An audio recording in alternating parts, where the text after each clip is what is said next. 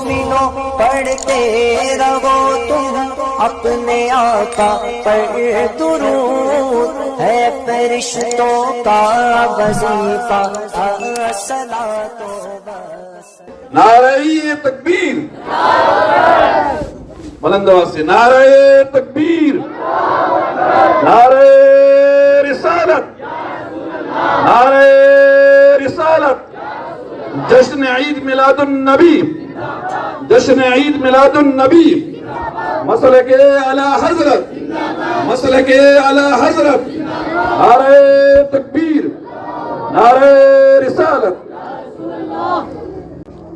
آپ کا جوش اور آپ کا یہ جذبہ اس بات کی شہادت دے رہا ہے جو میرے امام نے کہا، مٹ گئے مٹتے ہیں مٹ جائیں گے آقا تیرے، نہ مٹا ہے نہ مٹے گا کبھی چرچا تیرا۔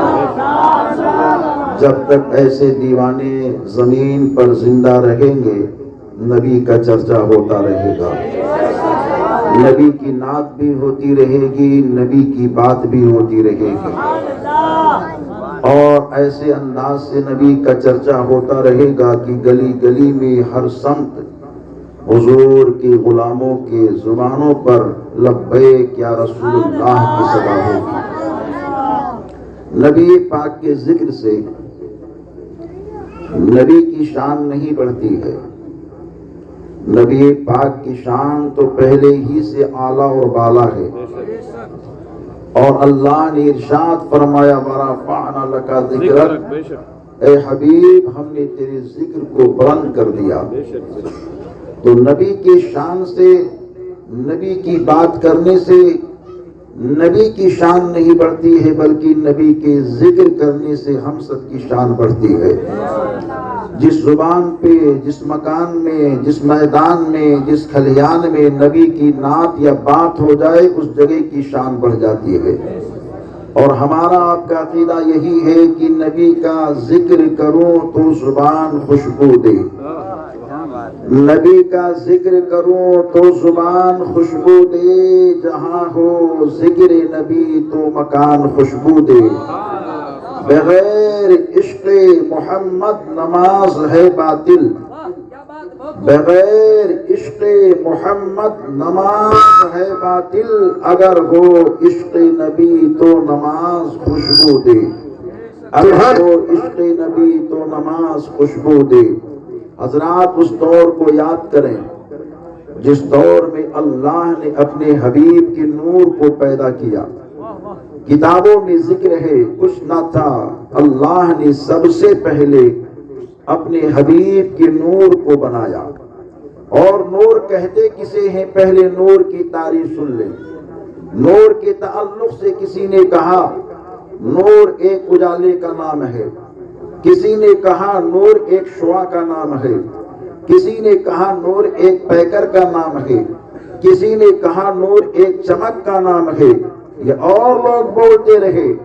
لیکن جب میں اپنے امام کی بارگاہ میں پہنچا، جنہیں دنیا امام اہل سنت کہتی ہے، رفیع الدرجت کہتی ہے، کنز کرامت کہتی ہے، سنیت کی شان کہتی ہے، محبت کی پہچان کہتی ہے، صاحب کنز ایمان کہتی ہے، اعلیٰ حضرت سیدی امام احمد رضا خان کہتی ہے، ان کی بارگاہ میں پہنچا اور کہا میرے امام نور کسے کہتے ہیں؟ تو میرے امام کہتے ہیں نور وہ ہے جو خود روشن ہو دوسرے کو روشن کر دے۔ سبحان اللہ، میرے مصطفیٰ نور ہے جو خود بھی روشن ہے اور جس کو آپ نے چاہا اس کو روشن کر دیا۔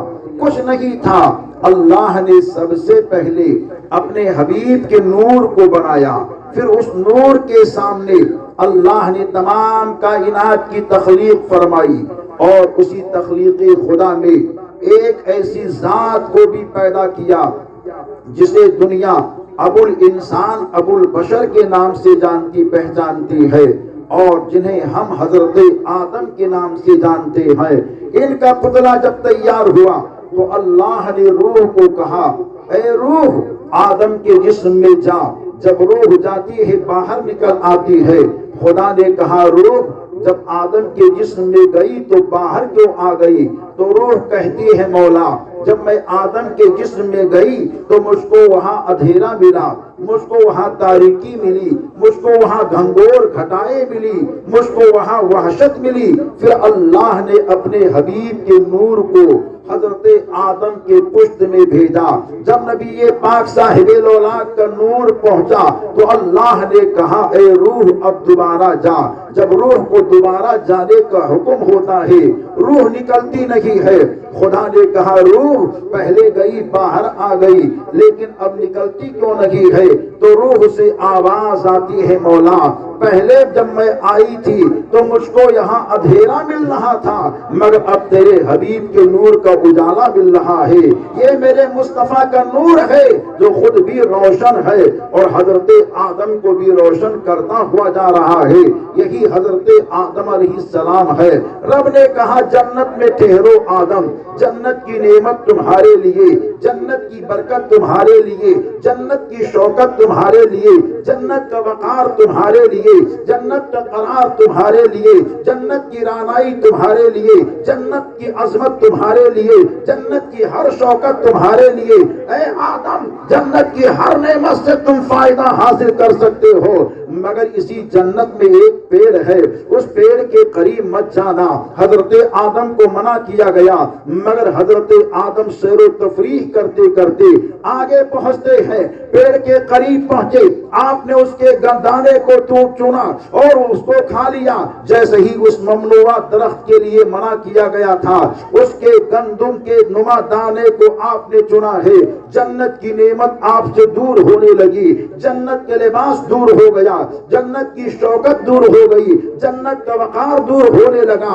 حضرت آدم حیران و پریشان ہے، اس جنت کے اندر جنت کی نعمت مجھ سے دور ہو رہی ہے، یہاں تک کہ جنتی لباس بھی ان سے دور ہو گیا۔ سوچتے ہیں جسم کو چھپائیں تو کیسے چھپائے، تلاش و جستجو میں آگے بڑھتے ہوئے جا رہے ہیں۔ جو بھی چیز آپ کے سامنے آتی ہے وہ دور ہوتی چلی جاتی ہے۔ اسی جنت کے اندر ایک ایسا پیڑ ہے جو بالکل لمبا چوڑا اور اوپر تنا ہوا ہے، لیکن آدم علیہ السلام کو جب آتے ہوئے دیکھا وہ جھک جاتا ہے، اپنے آپ کو حضرت آدم علیہ السلام کے سامنے پیش کر دیتا ہے۔ حضرت آدم نے اس کے پتے کو توڑے، جسم کو چھپایا۔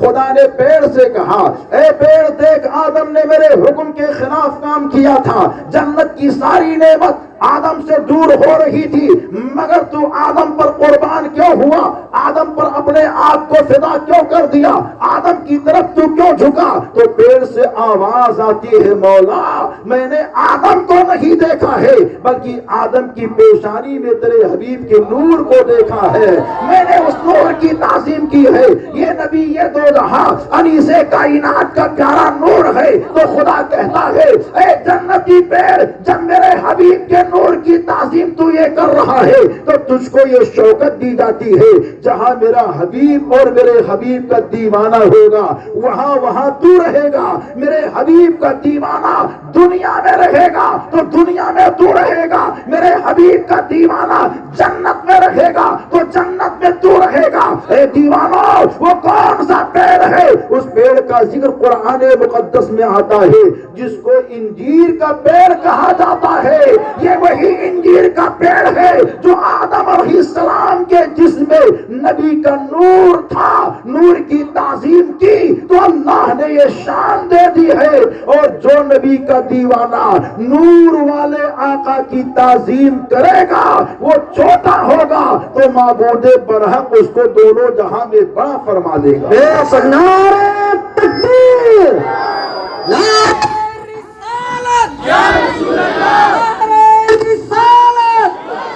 جشن عید میلاد النبی، نعرہ تکبیر۔ اللہ تعالی نے حضرت آدم کو دنیا میں بھیجا اور کہا آدم اور حوا دنیا میں جاؤ۔ ایک لمبی مدت، لمبی داستان، لمبے واقعات ہیں، اس طرف جانا نہیں، اشارے ہی اشارے میں بات کو سنو چونکہ مجھے اپنے آقا کی میلاد پیش کرنی ہے، کائنات کے والی کی آمد کے حال کو پیش کرنا ہے اور اسی میں ضرورتاً کچھ تنبیہی باتیں بھی آپ سے کرنی ہے۔ نبی پاک دونوں عالم کے سرکار صلی اللہ علیہ وآلہ وسلم کے آمد پربہار سے صدیاں پہلے حضرت آدم اور حضرت حوا کو بھیجا گیا. جب دونوں کی ملاقات ہوتی ہے نسل انسانی کے پیداوار ہونے کا سلسلہ شروع ہو جاتا ہے. روایات میں آیا ہے کہ حضرت حوا سے ایک بیٹا اور ایک بیٹی ایک ساتھ پیدا ہوتے تھے. صبح کا جو بیٹا ہوتا تھا شام کی بیٹی سے، شام کا جو بیٹا ہوتا تھا صبح کی بیٹی سے رشتہ ہوا کرتا تھا. یہ انسانوں کی دنیا ہوا کرتی تھی. لیکن اسی آدم کے اولادوں میں ایک بیٹا ایسا بھی آتا ہے جو تنو تنہا پیدا ہوتے ہیں، جنہیں دنیا حضرت شیس علیہ السلام کے نام سے جانتی پہچانتی ہے. ان کی شادی دنیا کی کسی عورت سے نہیں بلکہ جنت کے حور سے ہوئی تھی. بڑے کمال والے آپ تھے، چہرہ بڑا حسین تھا، زلفیں بڑی بہتر تھی، چلنے کا انداز بڑا نرالا تھا. چلتے جا رہے ہیں اچانک آپ نے کیا دیکھا؟ جنگل کا جانور آیا، سلام کر کے آگے گزر گیا. اچانک دیکھتے ہیں جنگل کے جانور سلام کرتے ہوئے جا رہے ہیں، جنگلات کے شجر و حجر سلام پیش کرتے ہوئے جا رہے ہیں، زمین آپ کو سلام پیش کر رہی ہے. ذہن میں خیال آیا یہ تمامی چیزیں اس وجہ سے مجھ کو سلام پیش کر رہی ہے کیونکہ ابو البشر میں حضرت آدم کا بیٹا ہو.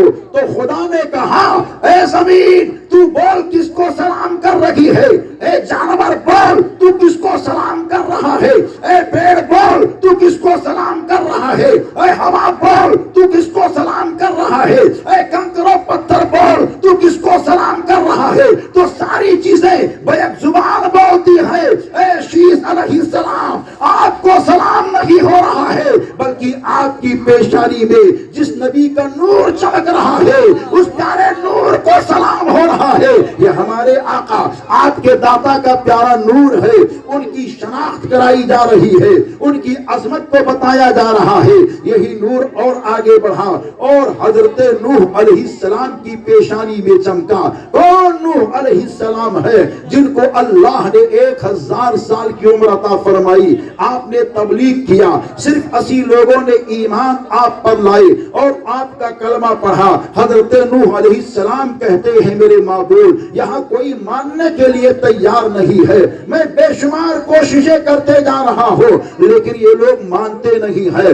معبود ان کے اوپر عذاب مسلط فرما. خدا نے کہا نوح کیا چاہتے ہو؟ مولا یہ لوگ مانتے نہیں ہیں، ان کو نیست و نابود کر دے. تو خدا نے کہا ایک کشتی بناؤ. آپ نے کشتی بنانی شروع کر دی. ایک لمبی چوڑی کشتی آپ نے بنائی جس کے اندر 1,24,004 تختے لگائے. ہر تختے پر ہر نبی کا نام تھا اور 4 تختے جو نیچے لگے ہوئے تھے اس میں ہمارے حضور کے 4 یاروں کا نام لکھا ہوا تھا. 4 یاروں کے نام کو مٹانے کی کوشش کرنے والوں کہاں مٹاؤ گے؟ اللہ نے اپنے حبیب کے 4 یاروں کے نام کو نبیوں کے نام سے جوڑ کر کے رکھ دیا ہے اور دنیا کو بتا دیا ہے جہاں جہاں میرا پیغمبر، میرا نبی، میرا رسول ہوگا وہاں میرے نبی کا یار بھی موجود ہوگا. یہ اتنی شان والے ہیں. چنانچہ کشتی جب بن جاتی ہے طوفان آتا ہے، دریا کی روانی ہے، موجوں کی طغیانی ہے، پہاڑ کی بلندی ہے، زمین کی پستی ہے، آسمان کے اندر ایسے ایسے حالات دنیا نے دیکھے ہیں کہ زمین و آسمان کے مابین سمندر کی سیرانی، موجوں کی طغیانی، طوفان کا جوش و جذبہ دیکھ کر کے جب طوفان ختم ہو گیا تو کسی نے حضرت نوح سے کہا اے نوح علیہ السلام جب طوفان کے اندر آپ کی کشتی چلتی تھی تو آپ کو وحشت ہوتی تھی یا نہیں ہوتی تھی؟ آپ کو گھبراہٹ ہوتی تھی یا نہیں ہوتی تھی؟ تو آپ کہتے ہیں طوفان کے اندر مجھے گھبراہٹ بھی ہوتی تھی، تاریکی بھی محسوس ہوا کرتی تھی. گھبراہٹ کے اندر کون سہارا دیا کرتا تھا؟ تو حضرت نوح علیہ السلام یہ کہتے ہیں جب رات کی تاریکی ہوتی اور گھبراہٹ ہوتی تھی تو ایک اجالا ایک نور کی شکل میں ایک نور ظاہر ہوا کرتا تھا. اے نوح علیہ السلام وہ آپ کی آنکھ کا نور تھا. تو کہتے ہیں نہیں وہ میرے آنکھ کا نور نہیں ہے، وہ تو نبی آخر الزماں کا پیارا نور ہے. وہ نور کون سا نور ہے جس جسے آمنہ کے لال کا نور کہا جا رہا ہے، دونوں عالم کے سرکار کا نور کہا جا رہا ہے۔ کہتے ہیں جب تاریکی آتی تھی وہی نور ظاہر ہوتا تھا، مجھ کو اجالا دیا کرتا تھا، اور جب گھبراہٹ ہوتی تھی وہی نور ظاہر ہوا کرتا تھا، مجھ کو سہارا دیا کرتا تھا۔ یہی نور اور آگے بڑھتا ہے اور حضرت ابراہیم خلیل کی پیشانی میں چمکتا ہے۔ اس واقعہ کو یاد کیجئے جب 16 برس کی عمر میں حضرت ابراہیم علیہ السلام کو نمرود نے آگ میں ڈالا تھا۔ آگ کے شعلے تھے اور بہت شراب کے ساتھ شعلے جل رہے تھے آگ کے، مگر آگ نے حضرت ابراہیم کو جلایا نہیں۔ جب آپ باہر نکلے تو آپ سے لوگوں نے کہا آگ نے آپ کو کیوں نہیں جلایا؟ تو آپ کہتے ہیں آگ کے اندر طاقت کہاں جو مجھ کو جلا سکے؟ کہا کیوں؟ کہتے ہیں جس وقت مجھ کو آگ میں ڈالا گیا تھا اس وقت میری پیشانی کے اندر نبی آخر الزمان کا نور چمک رہا تھا۔ یہ نور پاک مصطفیٰ کا اعجاز تھا کہ اللہ نے نار کو میرے لیے گلزار فرما دیا تھا۔ یہی نور اور آگے بڑھتا ہے اور حضرت اسماعیل کی پیشانی میں پہنچتا ہے۔ اس واقعہ کو یاد کیجئے کہ مینا کی سرزمین پر ایک باپ اپنے بیٹے کے گردن پر چھری کو چلا رہا ہے، چاقو کو پوری طاقت کے ساتھ چلاتا ہے۔ روایات میں آیا ہے ایک مرتبہ نہیں 72 مرتبہ حضرت ابراہیم خلیل نے اپنے لاڈلے بیٹے حضرت اسماعیل کے گردن پر چھری کو چلایا تھا، مگر چاقو نے حضرت اسماعیل کے گردن کو کاٹا نہیں۔ پوچھنے والے نے کہا اے اسماعیل علیہ السلام، آپ کو وحشت گھبراہٹ نہیں ہوئی تھی جب آپ کے گردن پر چاقو چلایا جا رہا تھا، چھری کو چلایا جا رہا تھا؟ تو آپ کہتے ہیں چھری کے اندر یہ طاقت کہا جو میری گردن کو کاٹ سکے؟ آخر کیوں؟ تو کہتے ہیں جس وقت میرے گردن پر چھری چلائی جا رہی تھی اس وقت میری پیشانی کے اندر نبی آخر الزمان کا نور چمک رہا تھا۔ یہ نور پاک کی برکت ہے کہ اللہ نے میرے گردن کو کٹنے سے بچا لیا تھا۔ یہ نور نسلن بعد نسلن دور در دور چلتے چلتے ایک ایسے اللہ کے بندے کی پیشانی میں چمکتا ہے جسے دنیا حضرت ہاشم کے نام سے جانتی پہچانتی ہے۔ یہ حضرت ہاشم کون ہے؟ ہمارے اور آپ کے آقا دونوں عالم کے دادا کے پردادا ہیں، یعنی دادا کے والد محترم ہے۔ حضرت ہاشم کی پیشانی میں جب آمنہ کے لال کا نور چمکا، ایسا چمکا کہ جب آپ چلتے تھے مکے کی سرزمین پر تو آپ کے قدم کے نیچے جو بھی مٹی آتی تھی، جو بھی شے آتی تھی، جیسے ہی آپ وہاں سے قدم کو اٹھاتے تھے تو اس جگہ سے بھینی بھینی خوشبو آیا کرتی تھی۔ وہ کمال، وہ رانائی آپ کے اندر پیش ہو گئی تھی جس کو بیان کیا جائے تو راتیں گزر سکتی ہیں۔ چنانچہ یہی نور اور آگے بڑھتا ہے اور بڑھنے کے بعد میں منزل کی تلاش میں ہے۔ کون سی منزل کی تلاش میں ہے؟ یہی حضرت ہاشم ہے۔ تجارت کی غرض سے ملک شام میں جاتے ہیں اور جب آپ ملک شام کی جانب جاتے ہیں تجارت کر کے واپس آتے ہیں، یثرب کی سرزمین پر پہنچے تو یثرب کی سرزمین پر ایک خاندان عالی شان والا ہے جس کی ایک بیٹی ہے جس کا نام سلمہ ہے۔ وہ سلمہ بیٹی چاہتی یہ تھی کہ اس کی شادی کسی دیدہ زیب شخص سے ہو جو طیب و طاہر ہو، نیک سیرت ہو، با اخلاق ہو، اونچی شان والا ہو۔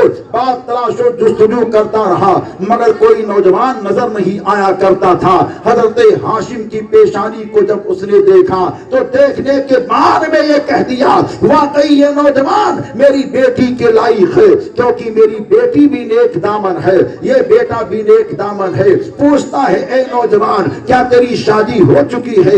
آپ نے کہا نہیں ہوئی ہے۔ چند شرائط کے بعد میں حضرت ہاشم کی شادی سلمہ نام کی خاتون سے ہو جاتی ہے، اور جب دونوں کی شادی ہوتی ہے، دونوں کی ملاقات ہوتی ہے تو آقا کائنات کا نور چل کر کے حضرت عبد المطلب کی پیشانی میں نمودار ہوتا ہے۔ یہ حضرت عبد المطلب کون ہے؟ ہمارے اور آپ کے نبی کے دادا جان ہے۔ ان کی پیشانی کے اندر جب آمنہ کے لال کا نور پہنچا تو بیان کرتے ہیں جب بھی کوئی جانور بیمار ہوتا اور بیمار جانور کے پاس سے مجھ کو گزرنے کا اتفاق ہوتا تو میرے جسم کی ہوا جانور کو لگ جاتی تھی تو اس بیمار جانور کو شفا مل جایا کرتی تھی. وہ نور پاک مصطفیٰ کا اعجاز تھا. چنانچہ یہی نور اور آگے بڑھتا ہے اور حضرت عبد المطلب کی جب شادی فاطمہ بنت عمر مخزومیہ سے ہوتی ہے. یہ فاطمہ بنت عمر مخزومیہ کون ہے؟ ہمارے اور آپ کے نبی کی دادی جان ہے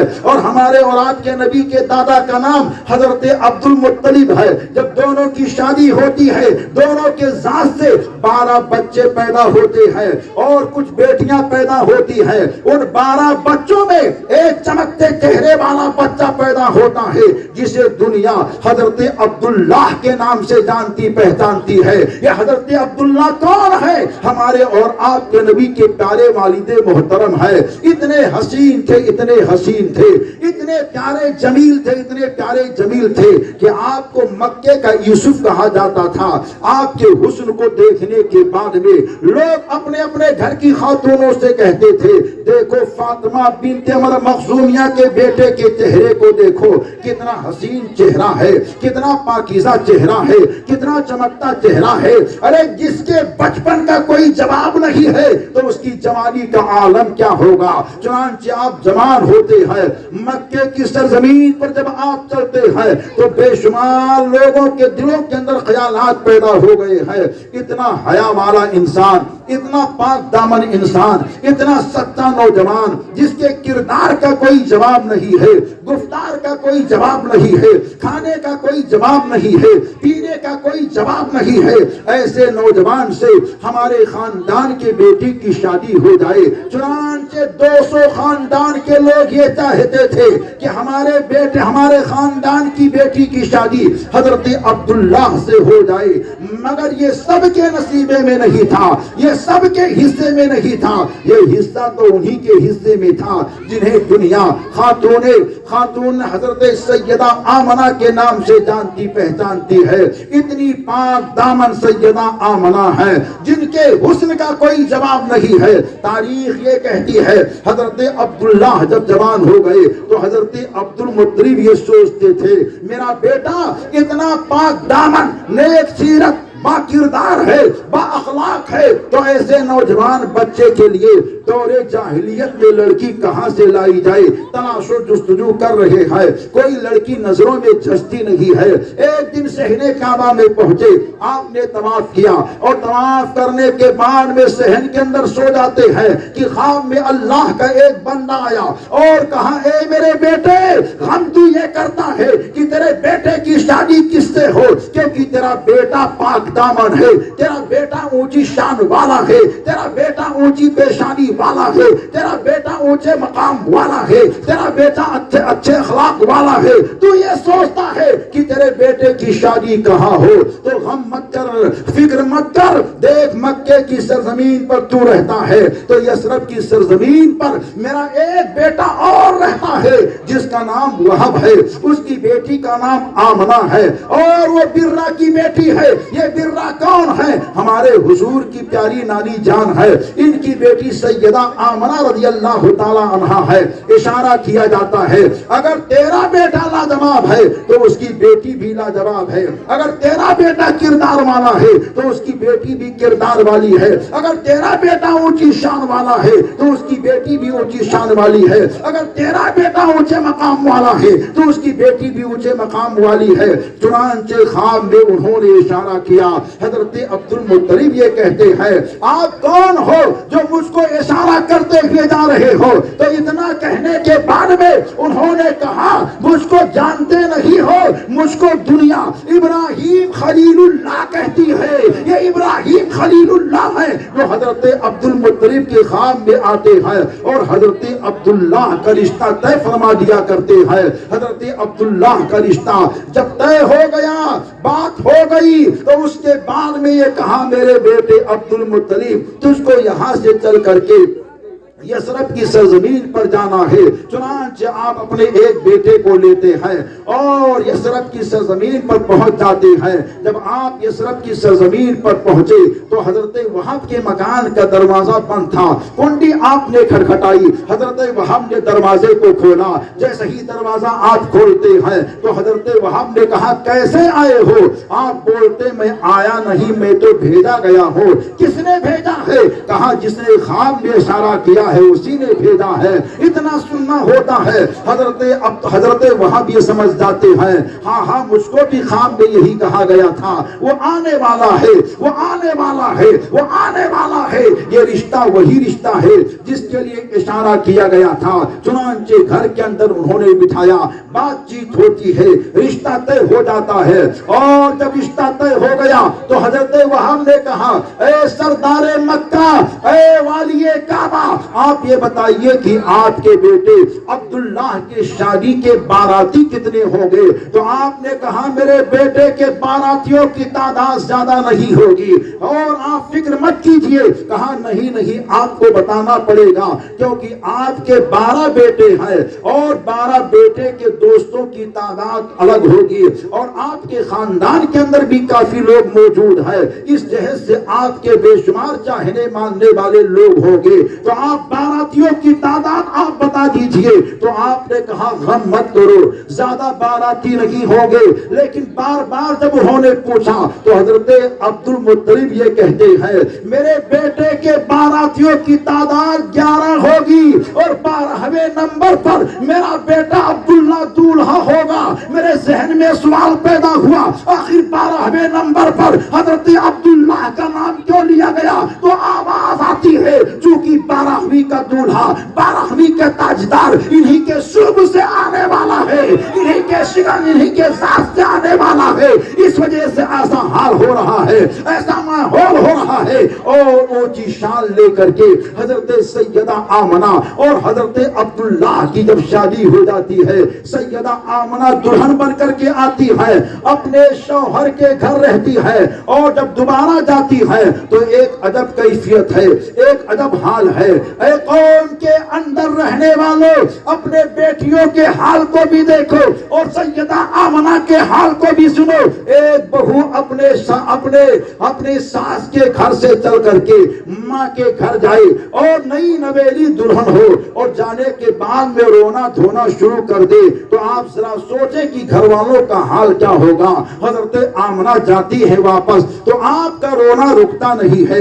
ماں نے کہا اے بیٹی ذرا یہ بتا کیا تیری ساس نے تجھ کو تکلیف دی ہے؟ کہا نہیں میری ساس تو اتنی اچھی عادت کی ہے کہ اس نے ماں کا پیار مجھ کو دیا ہے, ہر ماحول میں سہارا مجھ کو دیا ہے. بیٹی روتی کیوں ہے؟ کیا تیرے ساس اور سسر کے گھر کھانے پینے کی کوئی کمی ہے؟ نہیں میری ماں, وہاں تو بھوکوں کو کھانا کھلایا جاتا ہے, پیاسوں کو پانی پلایا جاتا ہے, وہاں کھانے کی کوئی کمی نہیں ہے. اے بیٹی رو کیوں رہی ہے؟ کیا تیرا شوہر عبداللہ تیرے پاس چین و سکون سے آتا نہیں تھا, دو باتیں محبت سے نہیں کرتا تھا؟ آخر رونے کی وجہ کیا ہے؟ تو کہتی ہے نہیں میری ماں, میرا شوہر تو اتنی اونچی شان والے, اونچے عظمت والے ہیں کہ جب وہ میرے روم میں آتے تھے تو اندھیرا نہیں ہوتا تھا بلکہ ان کے آنے سے اجالا ہی اجالا ہو جایا کرتا تھا. اے بیٹی مگر روتی کیوں ہے؟ رونے کی وجہ کیا ہے؟ تو حضرت سیدہ آمنہ کہتی ہے رونا اس وجہ سے آ رہا ہے کہ اتنے دنوں تک میں نے وہاں قیام کیا ہے, شاید اتنے دنوں میں میری ذات سے اس گھر کی کوئی توہین نہ ہو گئی ہو. اللہ اللہ, جو خاتون نبی کے گھر کی اتنی تعظیم و تکریم کرتی ہے وہ عام نہیں ہوتی ہے, وہ رسولوں کے امام کی ماں ہوتی ہے جسے دنیا سیدہ آمنہ کہتی ہے, طیبہ آمنہ کہتی ہے, پارسا آمنہ کہتی ہے, عفیفہ آمنہ کہتی ہے. ارے جب ماں اتنی باکردار ہو, باپ اتنی عظمت والا ہو تو بیٹا کوئی عام نہیں ہوتا ہے, بیٹا ہوتا ہے تو رسولوں کا امام ہوتا ہے. نعرہ تکبیر, نعرہ رسالت, عظمت مصطفیٰ, جشن عید میلاد النبی. سبحان اللہ. حضرات ہمارے اور آپ کے پیارے آقا دونوں عالم کے داتا کا پیارا نور جب حضرت عبداللہ کے ذات ذی عظمت سے چل کر حضرت سیدہ آمنہ کے پاس پہنچا تو رجب کا مہینہ تھا، جمعے کی رات تھی۔ حضرت شیخ عبدالحق محدث دہلوی رحمت اللہ علیہ یہ کہتے ہیں کہ رجب کے مہینے میں جب کبھی عاشقان مصطفیٰ جمعے کا دن پائے تو ہر جمعے کو 100 مرتبہ درود پاک پڑھ کر کے نبی کی بارگاہ میں پیش کر کے دعا مانگے۔ جو بھی دعا مانگے گے میلاد کی برکت سے اللہ اس کی دعا کو پوری فرمائے گا۔ یہ نبی پاک صاحب الاولاد کے پیارے آمد کی بہاریں ہیں، اور صرف یہ بات یہیں پر ختم نہیں ہوتی ہے، بلکہ عزیزان گرامی، نبی پاک صاحب الاولاد کا پیارا نور جب حضرت سیدہ آمنہ کے شکم میں پہنچا تو پہنچنے کے بعد میں تاریخ یہ کہتی ہے کہ حضرت سیدہ آمنہ کہتی ہے، اور عورتوں کی طرح نہ مجھے کبھی گھبراہٹ ہوئی، نہ کبھی بے چینی ہوئی، نہ کبھی متلی آئی، نہ کبھی قے آیا، نہ کبھی میرا پیٹ بڑھا۔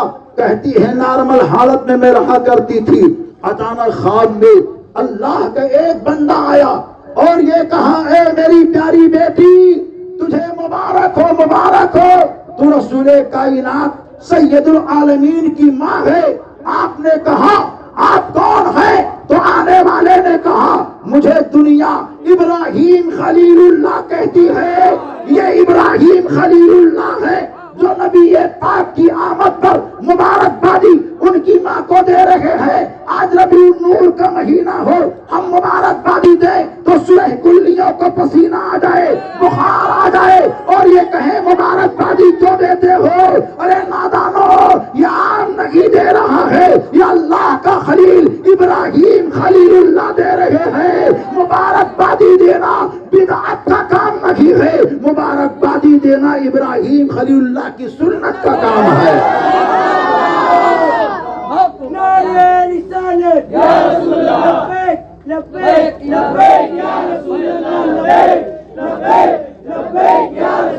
حضرات حضرت ابراہیم خلیل اللہ مبارکبادی پیش کیے اور 2 مہینے کی مدت پوری ہوتی ہے۔ حضرت آمنہ رضی اللہ تعالی عنہا کے شوہر نامدار یعنی حضرت عبداللہ کا وصال ہو جاتا ہے۔ یثرب کی سرزمین پر ایک طویل گفتگو ہے، لیکن عزیزان گرامی جو بات میں آپ کے سامنے پیش کرنا چاہتا ہوں اسی جانب آنا چاہتا ہوں، چونکہ موسم کی نزاکت بھی ہے۔ موسم یہ چاہتا ہے کہ چند چھینٹے برس کر کے عاشقان مصطفیٰ کو تتر بتر کر دیں، لیکن عاشقان مصطفیٰ نے ٹھان لیا ہے ہم نبی کی میلاد سن رہے ہیں، نبی کی میلاد سن کر کے جائیں گے، اور جو جل رہے ہیں ان کو جلائیں گے، دشمنان مصطفیٰ کو اپنے گھر سے بھگائیں گے۔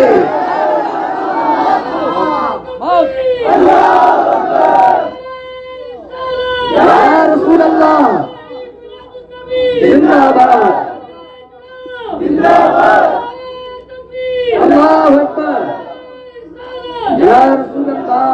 حضرت آمنہ کے شوہر کا جب وصال ہو گیا، انتقال ہو گیا، تو یہی حضرت عبد المطلب ہے، صحن کعبہ کے اندر طواف کر رہے ہیں۔ کچھ لوگوں نے آ کر کے کہا، اے عبد المطلب، آپ طواف کعبہ کر رہے ہو، سردار مکہ ہو، آپ کی بہو بیوہ ہو چکی ہے، مگر آپ کے بیٹے کے انتقال کی سوگ نہیں مناتی ہے۔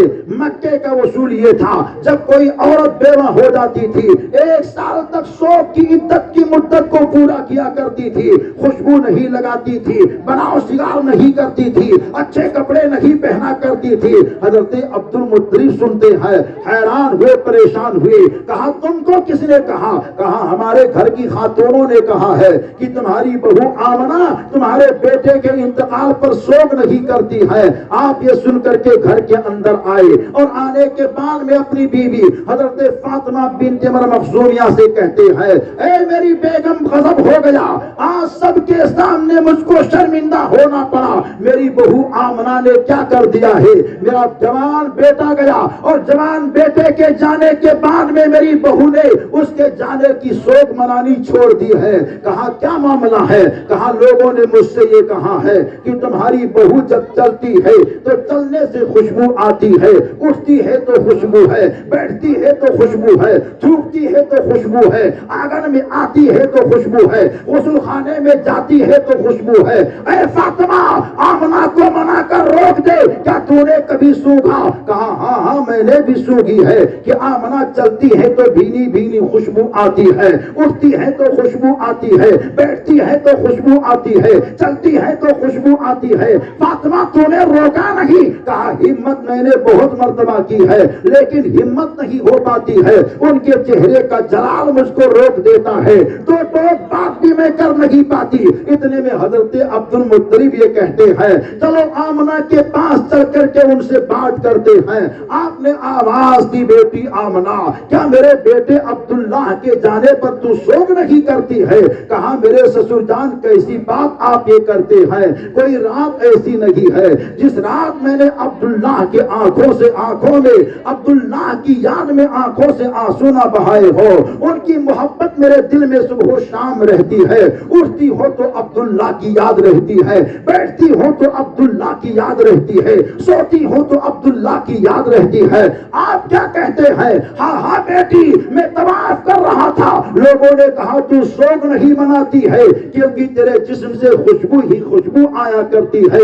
سیدہ آمنہ کچھ جواب نہیں دیتی ہے، روم کے اندر جاتی ہے، تکیے کو اٹھا کر کے لاتی ہے، ساس و سسر کے سامنے رکھ دیتی ہے، کہا اس کو سونگھو۔ جب انہوں نے سونگھا تو وہاں سے بھینی بھینی خوشبو آ رہی ہے۔ بیٹی کیا معاملہ ہے؟ کہا یہ تکیہ میں سر کے نیچے رکھ کر کے سوتی ہوں، جب سے میں نے تکیے کو لگانا شروع کیا ہے اس دن سے اس سے خوشبو آنی شروع ہو گئی ہے۔ پھر روم کے اندر جاتی ہے، چادر کو لے کر کے آتی ہے، حضرت عبد المطلب اور اپنی ساس کے سامنے چادر کو پھیلا دیتی ہے، سونگھو اس کو سونگھو۔ انہوں نے سونگھا تو وہاں سے بھی مہک والی خوشبو آ رہی ہے۔ بیٹی یہ چادر بھی مہک رہا ہے، ہاں میں رات میں اوڑھ کر کے سوتی ہوں اس وجہ سے خوشبو آ رہی ہے۔ پھر روم کے اندر جاتی ہے، دیوار سے مٹی کو پھرس کر کے لاتی ہے، اپنے ساس اور سسر کے سامنے مٹی کو رکھ دیتی ہے، سونگھیے سونگھیے، تو وہاں سے بھی مٹی سے بھینی بھینی خوشبو آ رہی ہے۔ اے بیٹی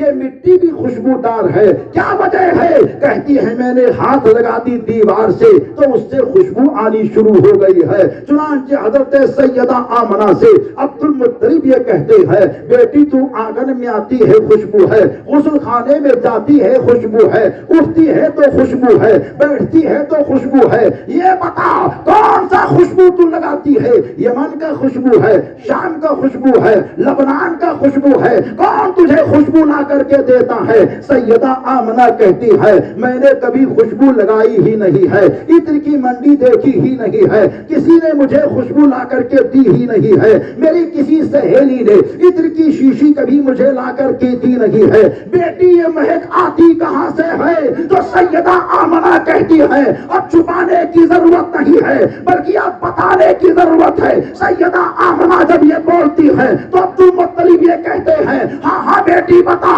تو سیدہ آمنہ اپنے پیٹ پر ہاتھ رکھ کر کے بولتی ہے اے میرے سسر جان یہ دنیا کے خوشبو کا کمال نہیں ہے بلکہ آپ کے پوتے کے آنے کا کمال ہے۔ جب سے آپ کا پوتا میرے پیٹ کے اندر آیا ہے میں مکان میں رہتی ہوں، مکان مہکتا ہے، میدان میں آتی ہوں، میدان مہکتا ہے۔ بریلیوں کے رضا بولے، سنیت کی شان بولے، محبت کی پہچان بولے، اعلیٰ حضرت سیدی امام احمد رضا خان بولے، ان کی مہکنے دل کے ان کے کھلا دیے ہیں، جس راہ چل دیے ہیں کوچے بسا دیے ہیں۔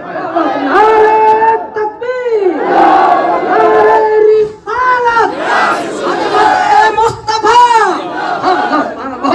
حضرت سیدہ آمنہ کہتی ہے اے میرے سسر جان اگر کچھ بات میں آپ کے سامنے اور رکھوں تو آپ کہیں گے دیوانہ ہو گئی ہے۔ بیٹی بتا مجھے سننے کا شوق پیدا ہو گیا ہے، مجھے تجسس ہو گیا ہے کہ تیرے پیٹ میں رہنے والا کوئی عام نہیں ہے بلکہ حقیقت میں وقت کا امام ہے۔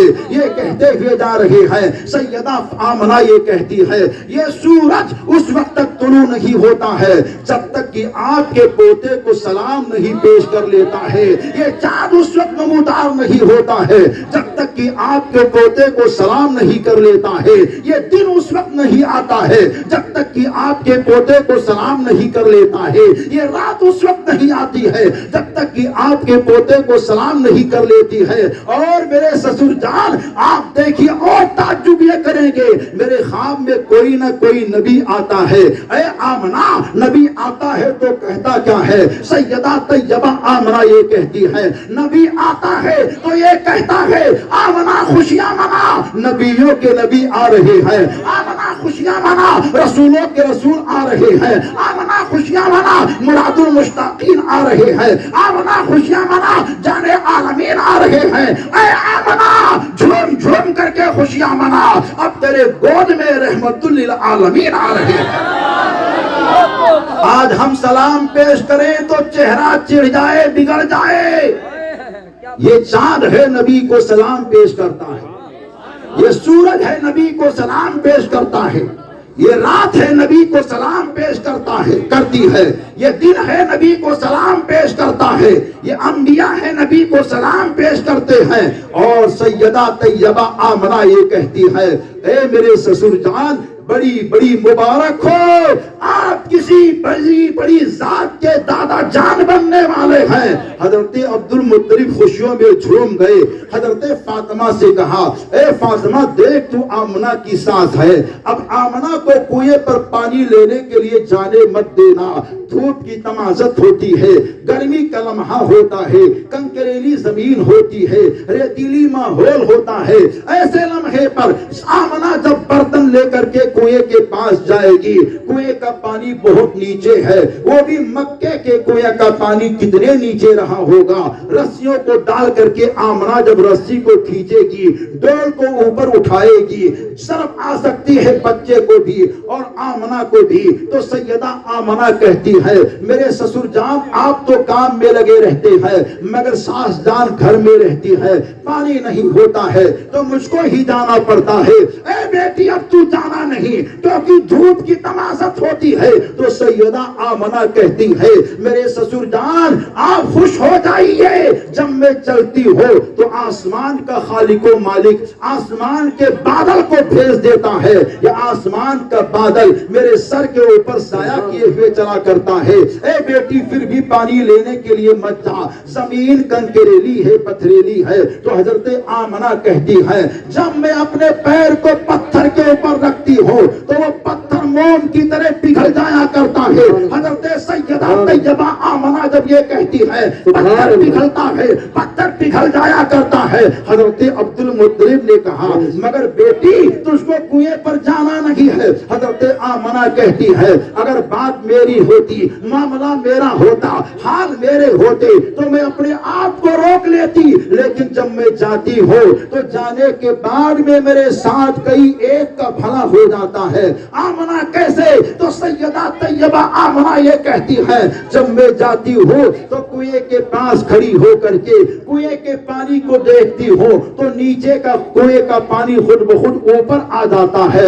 میں اپنے برتن میں پانی کو بھر لیتی ہوں, پڑوس کی ساری عورتیں جمع ہو جاتی ہیں اور یہ کہتی ہے اے آمنہ تو یہیں ٹھہری رہ, کیونکہ جب تک تو ٹھہری رہتی ہے کنویں کا پانی ٹھہرا رہتا ہے, کنویں کا پانی رکے رہتا ہے. راستہ دے دینا, پریشان نہیں کرنا, کوئی ہاتھ کو ثابت نہیں کرنا, ہاتھ کو راستہ دینا ہے ان کے لیے. لبیک لبیک یا رسول اللہ, لبیک لبیک لبیک یا رسول اللہ, لبیک. راستہ دینا, راستہ دو, راستہ حضرت والے کے لیے. راستہ دو.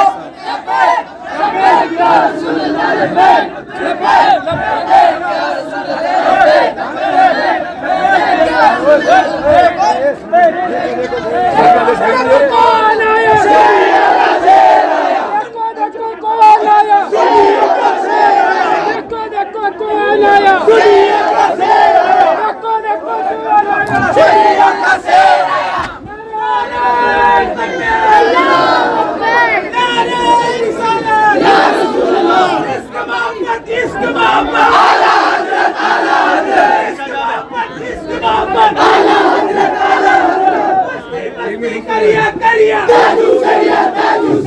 बस्ती बस्ती करिया करिया देखो कौन आया कौन आया देखो कौन आया कौन आया हजरात, अब तो खुशियों में झूम जाइए। आमदे सरकार की बातें भी हो रही हैं और आमदे सरकार के नस्ल के चश्मो चिराग की आमदे पुरबहार भी हो गई है। हुजूर सैयद साहब क़िबला की आमद हुई, इनको भी देखते रहे और आकाए कायनात फ़ख्रे मौजूदात के मीलाद को भी सुनते रहे। हज़रत सैयदा आमना रज़ियल्लाहु ताला अन्हा ने कहा कि ये सारे हालात ऐसे हैं कि मेरे लिए अगर ये बात होती तो मैं अपने आप को रोक लेती।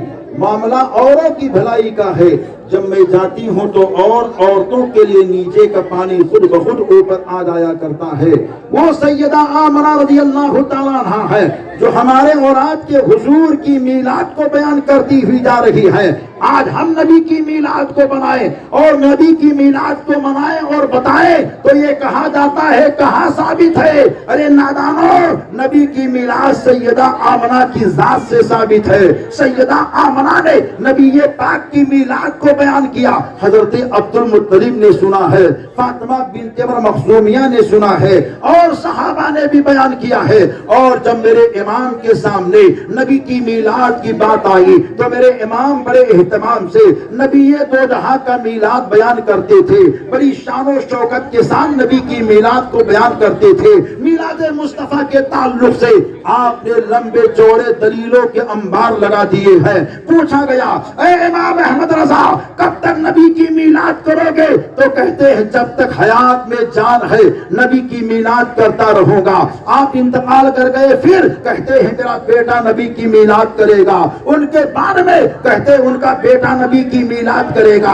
उनके बाद में उनके बेटे का बेटा नबी की मीलाद करेगा। नबी की मीलाद के ताल्लुक से पूछा गया कब तक नबी की मीलाद करोगे? तो मेरे इमाम कहते हैं हश्र तक डालेंगे हम पैदाइश मौला की धोर, हश्र तक डालेंगे हम पैदाइश मौला की धोर, मिसल फारज नस्द के दिल गिराते जाएंगे। नबी की मीलाद की बात हो रही है और आज हाल तो ये होता है जब नबी की मीलाद हो, आले नबी की बात हो, असहाबे मुस्तफा की बात हो तो कुछ लोग ये कह करके मामलात को इधर उधर करने की कोशिश करते हैं। इमाम अहमद रजा कौन है? ये दर वाले हैं, वो घर वाले हैं। दर वाले घर वाले को क्या समझे? अरे नादानो, घर वाले से ही पूछो कौन घर वाले हैं। इमाम ज़ैनुल आबिदीन से पूछा गया, हुजूर आप सैयदुस साजिदीन हैं, इमामुल आबिदीन हैं, अपने सर की आंखों से मैदाने करबो बला के नज़ारे और मामलात को आपने देखा है।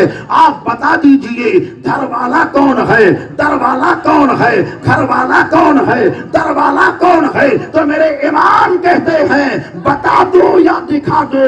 लोगों ने कहा हुजूर दिखा दीजिए तो बड़ा बेहतर होगा। आपने अपने सर पर अमामा रखा, हाथ में असा को लिया, नाला के रोजे पे चले गए और आवाज देते हैं देखने वालों देखो, देखने वालों देखो, देखने वालों देखो। जब सारे लोग देखने लगे तो मेरे इमाम कहते हैं देखो दर वाला नबी के कदमों में पड़ा है, घर वाला बाहर खड़ा है। मेरे इमाम ने मिजाज दे दिया है, ना दर वाला नबी से दूर है ना घर वाला नबी से दूर है। इनसे भी मोहब्बत रखो, उनसे भी मोहब्बत रखो। घर वाले को देखते हैं अली मुर्तजा नजर आते हैं, घर वाले को देखते हैं इमाम हज़रे मुस्तफा नजर आते हैं, घर वाले को देखते हैं इमाम शहीदे करबो बना नजर आते हैं, घर वाले को देखते हैं इमाम ज़ैनुल आबिदीन नजर आते हैं, घर वाले को देखते हैं इमाम कासिम नजर आते हैं, घर वाले को देखते हैं इमाम मूसा नजर आते हैं, घर वाले को देखते हैं इमाम रजा नजर आते हैं, घर वाले को देखते हैं अबू सालेह जंगी दोस्त नजर आते हैं, घर वाले को देखते हैं गौसे आजम पीराने पीर नजर आते हैं, घर वाले को देखते हैं हजरत गरीब नवाज हिंदल वली नजर आते हैं, घर वाले को देखते हैं सैयद शाह बरकतुल्लाह मारहरवी नजर आते हैं, घर वाले को देखते हैं आले रसूल अहमदी नजर आते हैं, घर वाले को देखते हैं सुल्तानुत तारिकीन नजर आते हैं, घर वाले को देखते हैं فاتح بلگرام نظر آتے ہیں، گھر والے کو دیکھتے ہیں، کالبی کا دولہا نظر آتا ہے، گھر والے کو دیکھتے ہیں، مسوری کا پیشوا نظر آتا ہے، اور جب دروالے کی باری آتی ہے تو دروالے کو دیکھتے ہیں، ابو بکر صدیق نظر آتے ہیں، دروالے کو دیکھتے ہیں، عمر فاروق نظر آتے ہیں، دروالے کو دیکھتے ہیں، عثمان ذوالنورین نظر آتے ہیں، دروالے کو دیکھتے ہیں، سعد و سعید نظر آتے ہیں، دروالے کو دیکھتے ہیں، ابو ذر غفاری نظر آتے ہیں، دروالے کو دیکھتے ہیں، بلال حبشی نظر آتے ہیں، دروالے کو دیکھتے ہیں، امام احمد رضا بریلوی نظر آتے ہیں۔ مزاج مل گیا ہے، اے لوگوں اپنے ایک ہاتھ میں نبی کے گھر والوں کا دامن رکھو اور اپنے ایک ہاتھ میں نبی کے دروازوں کا دامن رکھو۔ یا رسول اللہ مصطفیٰ زندہ باد، مصطفیٰ زندہ باد، عید میلاد النبی زندہ باد، اہل سنت زندہ باد۔ بٹوارا کرنے کے لیے کس نے کہہ دیا ہے کہ در اور گھر کہہ کر کے نبی کے عاشقوں میں، نبی کے گھر والوں میں تفریق پیدا کرو، دونوں سے محبت و پیار کرو۔ امام اہل سنت در والے ہیں، مگر ایسے ویسے در والے نہیں ہیں، وہ در والے ہیں جو اپنی زبان سے کہتے ہیں انہیں جانا انہیں مانا، نہ رکھا غیر سے کام، للہ الحمد میں دنیا سے مسلمان گیا۔ امام احمد رضا کون ہیں؟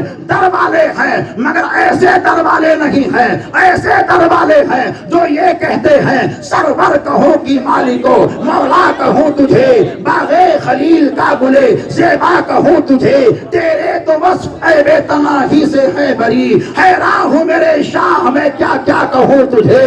در والے ہیں تو کیسے در والے ہیں جو نبی کی شان میں کہتے ہیں یا نبی اللہ زمین و زمان تمہارے لیے، مکین و مکان تمہارے لیے، چنین و چنا تمہارے لیے، بنے دو جہاں تمہارے لیے، اور آگے کہتے ہیں در والے کہ دہن میں زباں تمہارے لیے، بدن میں ہے جان تمہارے لیے، ہم آئے یہاں تمہارے لیے اور اٹھے بھی وہاں تمہارے لیے۔ دروالے ہیں تو ایسے دروالے ہیں، ایسے دروالے ہیں کہ وہ کہتے ہیں وہ جو نہ تھے تو کچھ نہ تھا، وہ جو نہ ہو تو کچھ نہ ہو، جان ہے وہ جہان کی اور جان ہے تو جہان ہے۔ دروالے ہیں تو ایسے ویسے دروالے نہیں ہیں، ایسے دروالے ہیں کہ انہوں نے امریکہ کو دیکھا، جغرافیہ کو دیکھا، زمین کو دیکھا، آسمان کو دیکھا، توریت کے اوراق کے نظارے دیکھے، زبور کے صفحات کے تذکرے دیکھے، انجیل کی بہاریں دیکھی، قرآن کے پاروں کو دیکھا، بخاری کو پڑھا، مسلم کو پڑھا، ترمذی کو پڑھا، ابو داؤد کو پڑھا، امام نسائی کو پڑھا، تمام اماموں کو پڑھا، اہل بیت کو پڑھا، صحابہ کو پڑھا، تابعین کو پڑھا، تمام تابعین کو پڑھا، مجتہدین کو پڑھا، محدثین کو پڑھا، مفسرین کو پڑھا، سب کو پڑھنے کے بعد میں کہتے ہیں میرے امام کیا کہتے ہیں، میرے امام کہتے ہیں، اور ایسے انداز سے کہتے ہیں اے لوگوں میں نے ان کو پڑھا، ان کو دیکھا، ان کو سمجھا، یہ ساری چیزیں دیکھنے کے بعد میں میرے امام کہتے ہیں وہ تو ایسے ہیں، سب کو ہم نے دیکھا، آدم کو پڑھا،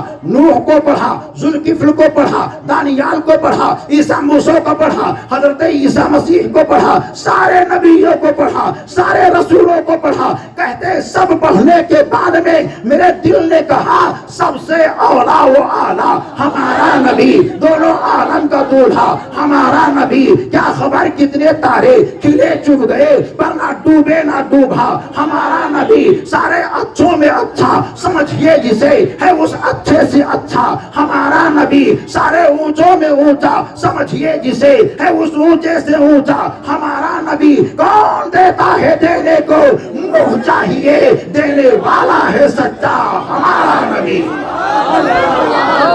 دروالے ہیں تو ایسے دروالے ہیں کہ جب نبی کی تعریف کرنے پہ آ جائے تو نبی کی آمد کی بات آئے تو یہ کہتے ہیں جس سہانی گھڑی چمکا طیبہ کا چاند، جس سہانی گھڑی چمکا طیبہ کا چاند، اس دل افروز ساعت پہ لاکھوں سلام۔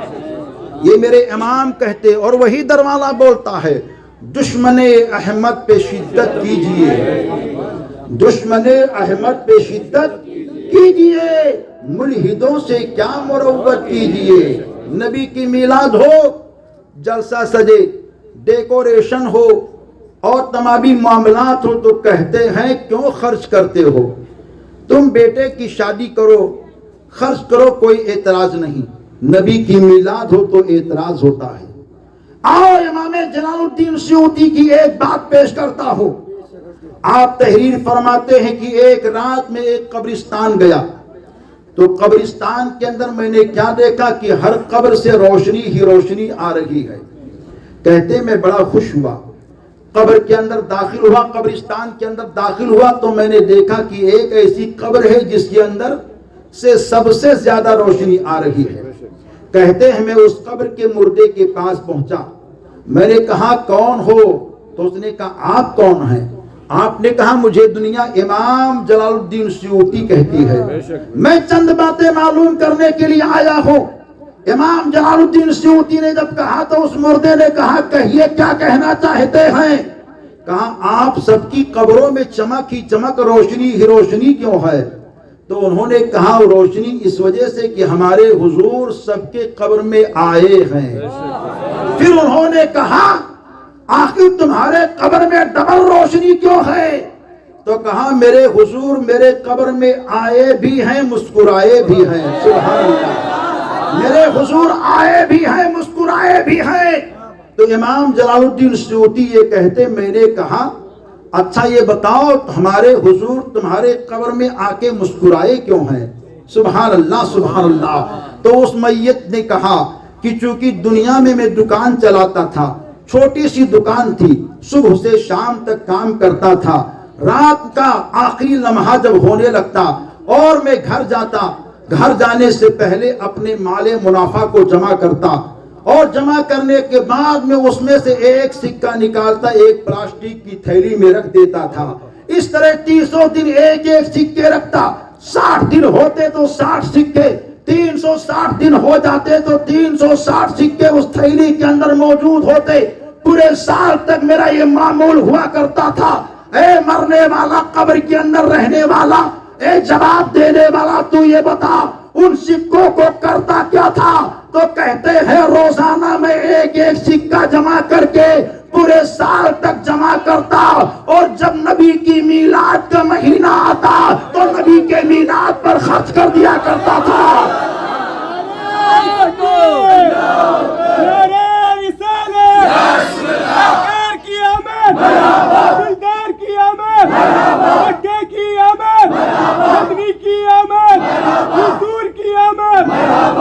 نبی پاک کی میلاد پر خرچ کر دیا کرتا تھا. یہ دیوانے آپ سے کہتے ہیں چندہ دو، نبی کی میلاد ہے. یہ ان کا دھندا نہیں ہے بلکہ یہ نبی پاک کی محبت کا ذریعہ ہے تاکہ تم بھی نبی کے میلاد میں شامل ہو جاؤ اور میرے آقا قبر میں بھی تمہارے آئے تو آنے کے بعد میں صرف آئے ہی نہیں بلکہ مسکرا جائے اور یہ کہے اے میرا دیوانہ تو زمین پر تھا تو میری میلاد کرتا تھا، میرے میلاد کی محفل کو سجاتا تھا اور میرے عاشق کی زبان میں کہتا تھا انہیں جانا انہیں مانا، نہ رکھا غیر سے کام، للہ الحمد میں دنیا سے مسلمان گیا. اے پلپلے لوگوں، اے گمراہیت کے سینے پر جا کر کے اپنے آپ کو یہ کہنے والوں یہ بھی صحیح وہ بھی صحیح، اے رات اور دن کی تمیز کو ختم کرنے کا مزاج رکھنے والوں، اے حرام و حلال کے فرق کو ختم کرنے والوں، اے اسلام اور کفر کو ایک میزان میں رکھنے والوں، سنو، جو عاشق ہوگا، عاشق سچا نبی کا دیوانہ ہوگا، وہ تو نبی کا عاشق کبھی یہ نہیں کہے گا یہ بھی صحیح وہ بھی صحیح، وہ تو یہ کہے گا لا یستوی اصحاب النار و اصحاب الجنہ. وہ یہ بولے گا کہ جنتی اور جہنمی ایک ساتھ نہیں ہو سکتے ہیں. جس طرح دن اور رات ایک ساتھ نہیں ہو سکتے، ایسے ہی جہنمی اور جنتی ایک ساتھ نہیں ہو سکتے۔ بننا ہے تو سچے پکے نبی کے دیوانے بنو۔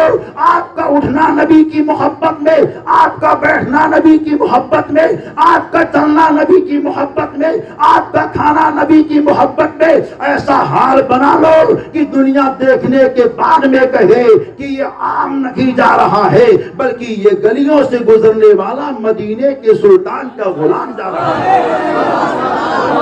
جہاں یہ سارے کام ہم کر رہے ہیں وہی ہم اپنے بچوں کو تعلیم سے جوڑیں، تعلیم سے جوڑیں، کیونکہ جس میں تعلیم ہے وہی سمجھے گا کہ صلح کلیت کیا ہے، وہابیت کیا ہے، دیوبندیت کیا ہے، رافضیت کیا ہے، سنیت کیا ہے۔ وہ یہی سمجھے گا کہ میرے امام نے کیا کیا مزاج دیا ہے، میرے امام کی فکر کو لینا ہے، میرے امام کے مشن کو لینا ہے، میرے امام کے دانائی حال کو دیکھنا ہے۔ تو ان تمامی حالات کو لینے کے لیے ایک چہرہ آپ نے ماضی قریب میں دیکھا ہوگا، وہ چہرہ چمکتا دمکتا چہرہ حضور تاج الشریعہ کا نورانی چہرہ تھا، جس کے دیکھنے کے بعد میں زمانہ یہ کہتا تھا یہ واقعی سچے کا چہرہ ہے، اچھے کا چہرہ ہے، عاشق مصطفیٰ کا چہرہ ہے۔ اور آج انہی کے مظہر کو دیکھتے ہیں جنہیں دنیا قائد اہل سنت قائد ملت کہتی ہے، ان کا چہرہ بھی سچوں کا چہرہ۔ یہ حضرت سید صاحب تشریف فرما ہے، ان کے چہرے کو بھی دیکھو، سبحان اللہ سبحان اللہ۔ یہ ہمارے علماء تشریف فرما ہے، ان کے چہرے کو دیکھو، یہ سنی عوام تشریف فرما ہے، ان کے چہرے کو دیکھو تو چہرے پر نور ہی نور نظر آتا ہے، اور صلح کلی کے چہرے کو دیکھو تو گھور ہی گھور نظر آتا ہے۔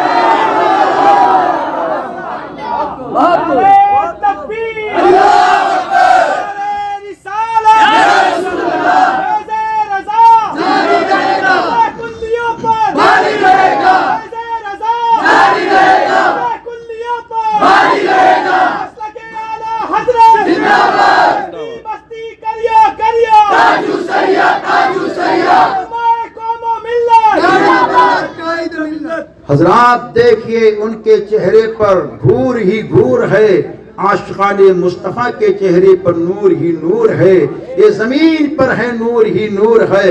اور جب قبر میں چلے جاتے ہیں تو قبر پر دیکھو پھول ہی پھول ہے، گنگوہ میں دیکھو ان کی قبر پر دھول ہی دھول ہے، نانوتا میں دیکھو دھول ہی دھول ہے، بھوپال میں دیکھو دھول ہی دھول ہے، اشرف فیلی کی قبر کو دیکھو دھول ہی دھول ہے، اور اپنے امام کے قبر کو دیکھو پھول ہی پھول ہے، خواجہ کے قبر کو دیکھو پھول ہی پھول ہے، تاج الشریعہ کی قبر کو دیکھو پھول ہی پھول ہے، شاہ برکت اللہ کی قبر کو دیکھو پھول ہی پھول ہے۔ اے سنیوں، مزاج مل گیا، جو عاشق مصطفیٰ ہوتا ہے اس کے قبر پر پھول ہی پھول ہوتا ہے، جو غدار مصطفیٰ ہوتا ہے اس کے قبر پر دھول ہی دھول ہوتا ہے۔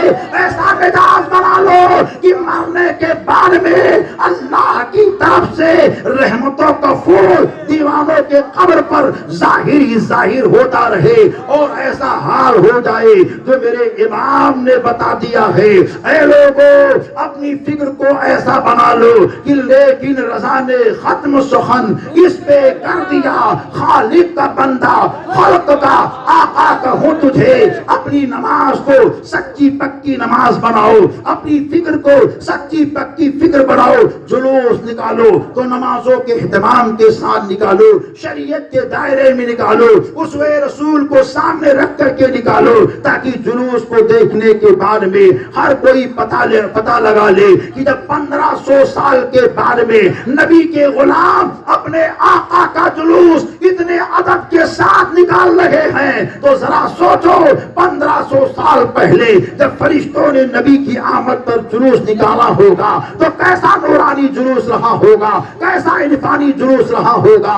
اپنے آقا پر صبح و شام درود و سلام پیش کرنے کی کوشش کرتے رہو، مزاج بناؤ تعلیم و تعلم کا، دینی عقائد کے نشر و اشاعت کا، مسلک اعلیٰ حضرت کے پرچم تلے رہنے کا۔ حضرت سید صاحب تشریف فرما ہے، وقت بھی کافی ہوا لیکن باتیں نبی کی آمد کے تعلق سے بہت دوستاری باقی ہے، پھر کبھی موقع رہا تو انشاءاللہ بات ہوگی، ملاقات ہوگی۔ یہ قسط لطیف ابھی ناتمام تھا، جو کچھ بیان ہوا آغاز باب تھا۔ استغفر اللہ ربی من کل ذنب واتوب الیہ۔ السلام علیکم ورحمۃ اللہ وبرکاتہ۔